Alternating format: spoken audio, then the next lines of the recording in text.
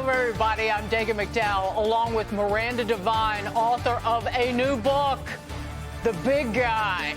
You know what that's about. Plus, Griff Jenkins and Jason Chaffetz. Welcome to the Big Weekend Show. The big story tonight.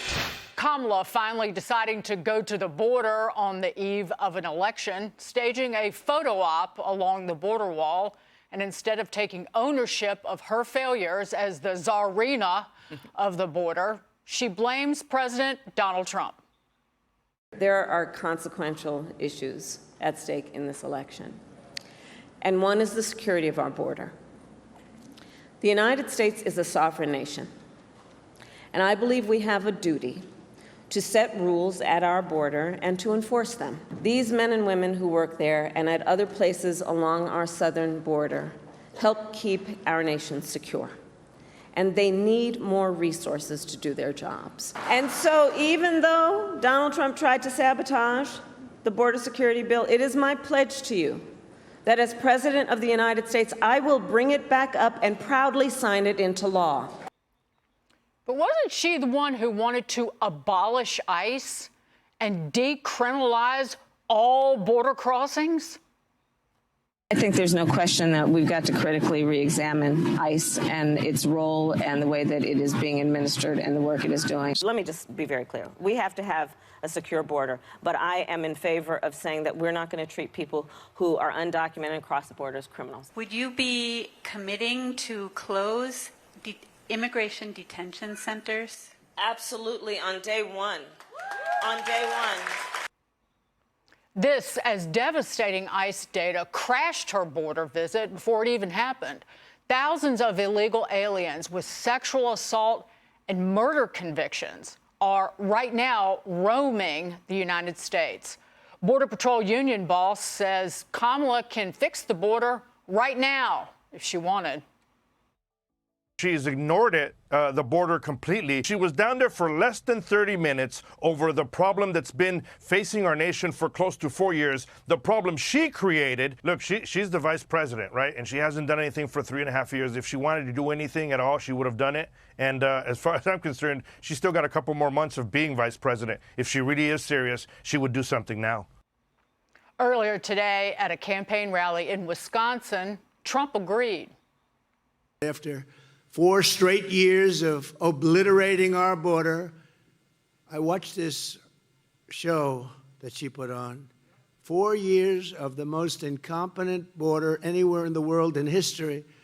Border czar Harris went to the border to lie in the most shameless and horrible way possible. Even yesterday when she was talking about how she's going to start getting very tough. Why didn't she do this 4 years ago? Griff, that was you interviewing Art Del Cueto and that, but you also have been at the border from day one, with Fox being really, from the get-go, the only network covering this crisis. You know, Dagen, put this into context. There is, according to this devastating ICE data, there are 425,000 criminals loose on the streets today that are not detained by ICE. 13,000 more of them are murderers, 15,000 convicted of sexual assault. But here's what you have to put into perspective. While DHS says, and we don't have the data for how many of the 400,000 crossed or entered the U.S. under the Biden administration as opposed to past administrations, and DHS is sort of pivoting to say, well, it's going back decades. Well, a decade ago, Dagen, Kate Steinle was killed when she was murdered, shot in the back on a pier in San Francisco in the summer of 2015. That's a decade ago. That was a major story because it was so rare. Today, we have a Kate Steinle every week, and that's why the poll numbers show Americans in every town, in every city, in every state are worried about this because of the glaring public safety risk to the communities in the U.S.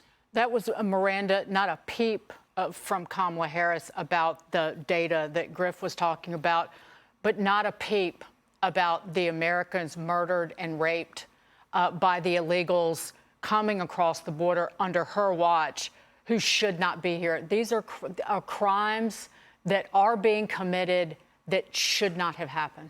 There's blood on Kamala Harris's hands. She's the border czar. She doesn't care.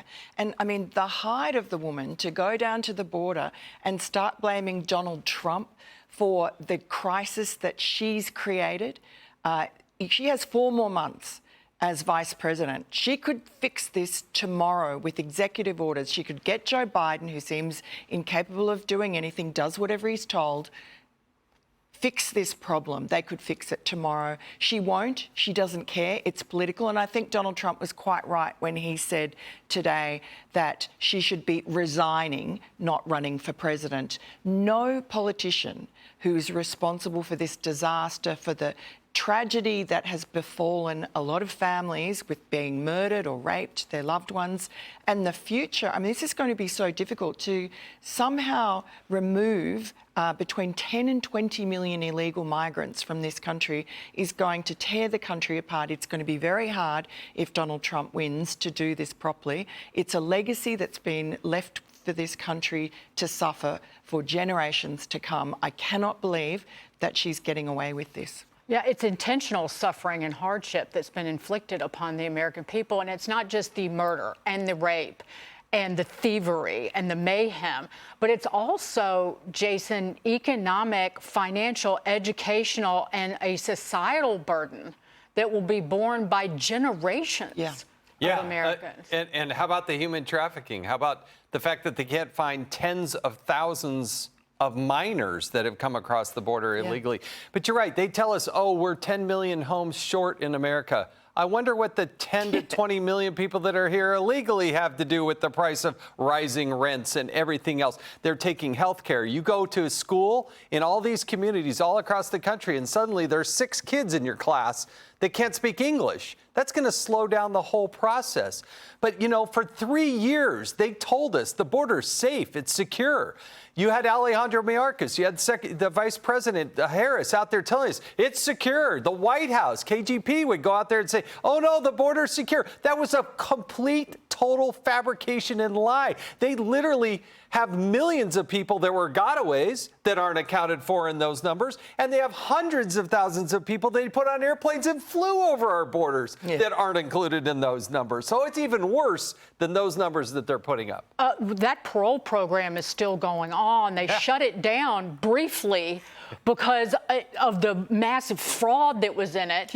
And there were 30,000 people who are flying in from Cuba, Nicaragua, Haiti, and Venezuela. Oh, I'm sure that those migrants are being vetted by these nations that are run by gangs and communists. But let's look at why. Well, do we need a poll to know why that Kamala Harris went to Arizona? Check this out. Kamala Harris's 18-point lead among Hispanics narrowed in the recent Fox News poll, this is in Arizona, to just 11 points. Her 14-point edge among women down to 8 points, and what was a 13-point advantage, Griff, for Harris among voters under the age of 30 turned into a 12-point deficit. That is a 25-point shift. So leave it to her to do something that is transparent and craven. I think some of these things tie together. I mean, look, she went to the border because they're seeing the drop in those numbers, full well knowing that Trump has the upper hand when it comes to the border issue of immigration for the obvious reasons. But you mentioned the CHMV program, and it's so important for people to understand the administration is now touting lower numbers. They had the highest numbers in history in this past December, more than 300,000 in 1 month. Now they're down to 120 and change in the most recent month.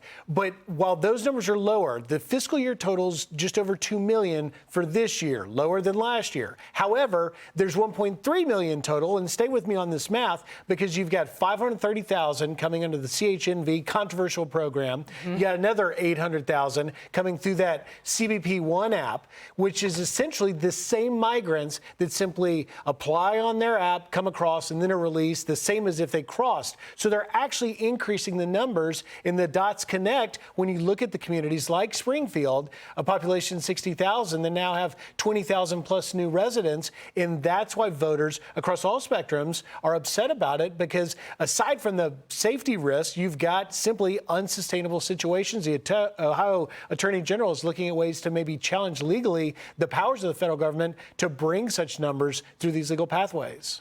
There is nary a peep from the media. Remember the media being just outraged about the cats and dogs comment, but about these numbers, about the murderers and rapists roaming in the United States. Or the Wall Street Journal does have a piece about Whitewater, Wisconsin, a city of 15,000 with an influx of 1,000 Central Americans.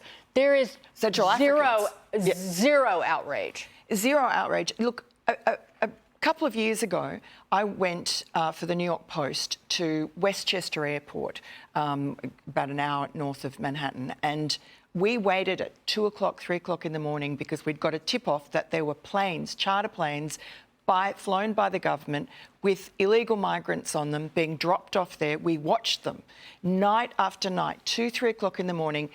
Joe Biden, Kamala Harris's secret migrant flights. They were met by 3 charter buses that had their brands blacked out, and then they were secreted away.